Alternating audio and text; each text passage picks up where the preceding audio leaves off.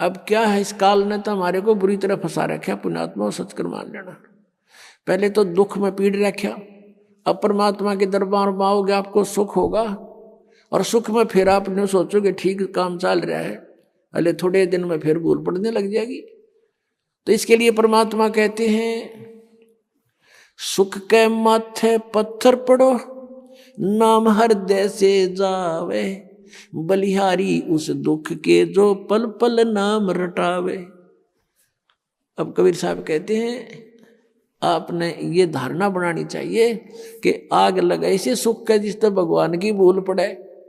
हे भगवान ऐसा सुख भी ना देना जिससे आपकी भूल पड़े, ऐसा दुख भी दिए रखना परमात्मा, धन्य है वो दुख जिससे आप याद आओ, आपके ऊपर कष्ट आए, आपने सब जगह ट्राई की नहीं बात बनी, आप यहाँ भी ट्राई करने आए हैं कुछ तो, और यहाँ तो यह बात पक्की बनेगी जब मन में आपने सच्चे दिल तो भक्ति की और नाम ले लिया था, मर्यादा रखनी पड़ेगी, तो फिर आपको ये सुख तो होंगे ही होंगे, लेकिन इन्हीं सुखों तक सीमित मत रहना। यहाँ आने वाले को एक आगाह किया जाता है कि बरुवाला आश्रम आने से पहले आप केवल दुख निवारण कराने के लिए उद्देश्य लेकर मत आना। यहाँ उद्देश्य लेकर आओ कि हमने जन्म मृत्यु के कैर से बचना है, उसके साथ ये तो आपको फ्री ऑफ कॉस्ट रूंगे में दिए जाते हैं। रूंगे में ये जो संसारिक सुख हैं आपके कष्ट निवारण है तो रूंगे में दिए जाते हैं, ये हमारा बिजनेस नहीं है, यहाँ हमारा उद्देश्य नहीं है। अब जैसे पहले समय में गांव में कोई ये सब्जी बेचने आया करते और कोई फल फ्रूट भी बेचने आते थे, तो वो कैसे सौदा करा करती थी हमारी दादी, उस समय ऐसे सौदे हुआ करते थे जैसे गेहूं का बेला भर लेगी और उसकी तराजू में डाल दिया, और वो उसको कणक के कोई 2 बार कोई 1.5 बार ऐसा उसके बदले में 2 बार जैसे सब्जी तोल दी गेहूं के बदले में। वो तो ले लिया जो लेना था माई ने, वो जो सौदा करना था वो तो कर लिया। उस गेहूं के 1 बेले यानी 1 किलो के बदले में 2 किलो 2 बार तोल ली वह सब्जी, जो उसका रेट था वो ले लिया।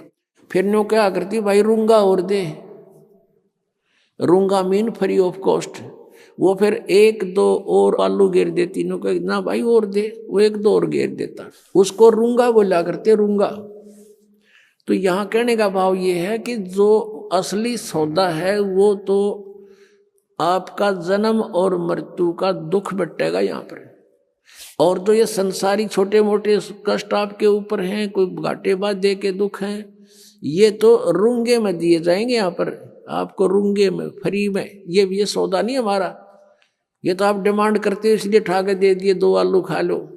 तो ये जो आपके ऊपर जो कष्ट आए हैं, कोई प्रेत बाधा है या कोई किसी ने शराब कर रखा, कोई घाल गलवा रखी है या कोई पाप कर्म प्रारब्ध का दंड है, ये तो रूंगे में काटेंगे कबीर भगवान। आपका असली रोग तो जो है जन्म और मृत्यु का है। अब क्या बताते हैं, नर से तू पशुआ की जय गद्दा बैल बनाई, ये 56 भोग कहाँ मन बोरे कि तकुरेड़ी चरणे जाई। पुणात्माओं, हमने इस काल के इस झूठे सुख की भांग घनी पी रखी है, और हमारा आज यकीन ना होता कि हम गधे भी बनेंगे और हम कुत्ते गधे सुअर बनेंगे और वो आहार करेंगे जो आज वर्तमान में कुत्ते गधे कर रहे हैं। उसके लिए याद दिलाते हैं सुखदेव ने 84 भुगती बना पजावे खरवो, तेरी क्या बुनियाद पुरानी तू पेंडा पंथ पकड़ वो। कहते सुखदेव जैसे ऋषि ने 84 लाख प्राणियों के शरीरों में कष्ट भोगना पड़ा। सुखदेव ने 84 भुगती बना पजावे खरवो, और तेरी क्या बुनियाद पुरानी तू पेंडा पंथ पकड़ वो।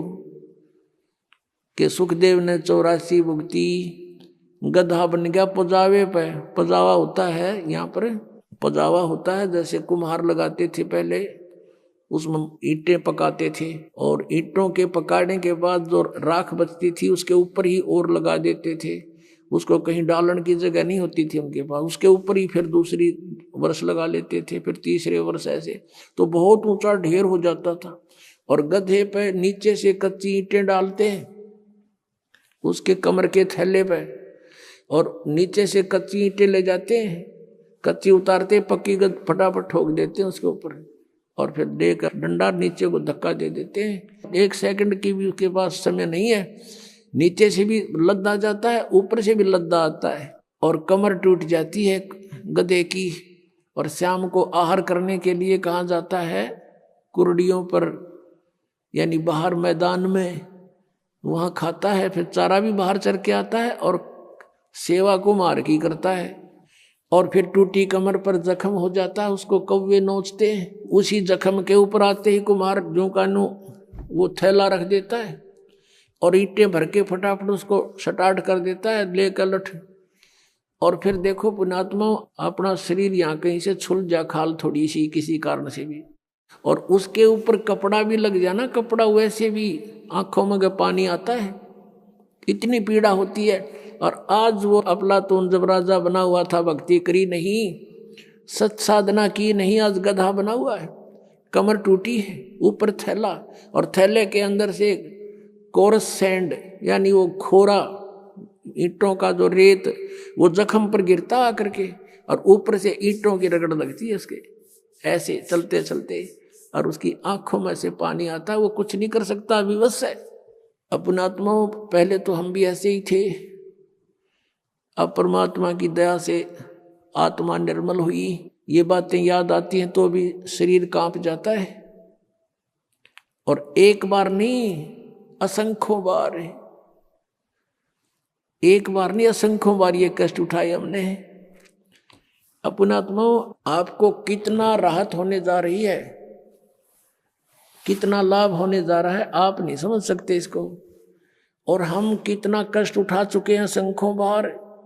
ये तो एक बार के गधे का एक दिन की बता रहे हैं, ये कष्ट एक दिन में ऐसा होता है, और एक गधे का जीवन कितना। अब इसलिए बताते हैं सतगुरु के उपदेश का, जय सतगुरु की संगत करते सकल कर्म कट जाई, अमरपुरी पर आसन होते जहां धूप ना छाई।